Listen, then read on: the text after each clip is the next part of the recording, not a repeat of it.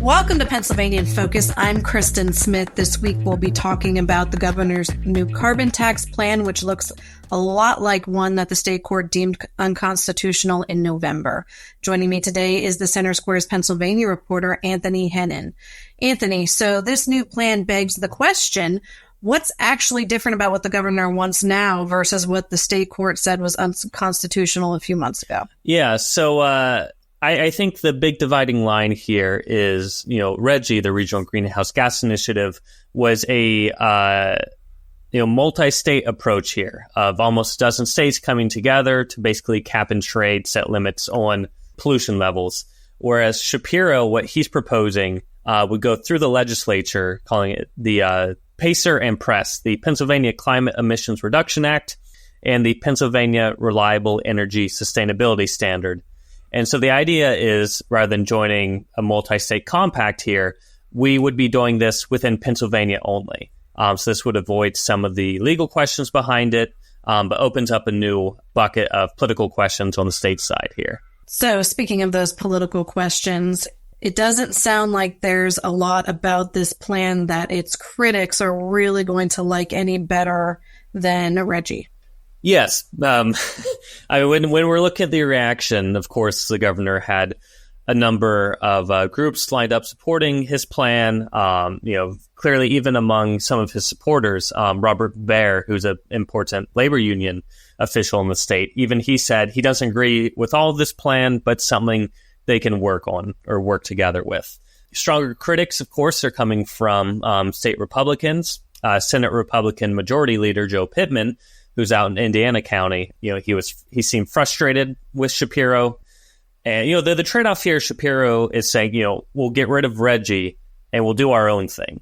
And Republicans are on board with the first half of that proposal, but they do not want anything approaching a cap and trade situation. Pittman said that Pennsylvania needs to put electric generation, grid reliability, and consumer affordability first. And we've also seen arguments from other figures like Senator Jean Yaw, who's calling this, basically this is a plan that ignores some bigger issues like electricity transmission and some greater problems with the regional grid we're part of.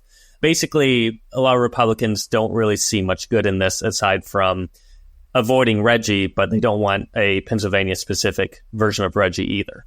It seems like some of the basic facts of doing cap and trade versus not doing it are really in dispute here. Republicans are saying doing it, even at a state level, is going to raise utility bills. And Governor Josh Shapiro is saying that if we don't do anything, then utility bills will go up anyway. So it seems like this is a dynamic that his new plan just hasn't found a way to overcome yet. So if Senate Republicans aren't going to support this legislation or even introduce it, who is? Yeah, it seems like, a lot of this is going to fall on Democratic legislators and trying to get this through. They have an extremely slim lead in the House. So it seems like at least in the House, we'll see it. And we may actually see it come up for a vote and get through. But as far as the Senate side, which is Republican controlled, who really knows? It seems like, given that Pennsylvania is a net energy exporter, Shapiro seems to be thinking that we can kind of externalize these costs of if they would go up, then other states would come through and kind of carry the burden. And that I think that's also why we're seeing this idea of giving Pennsylvania residents rebates for their energy bills, lowering bills. I think that seems to be the logic behind it.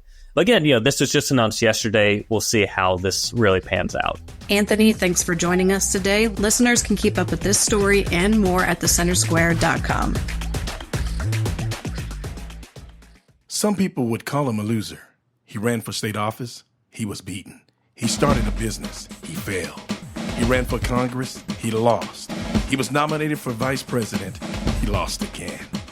But he knew only those who never tried are the real losers. And Abraham Lincoln was no loser.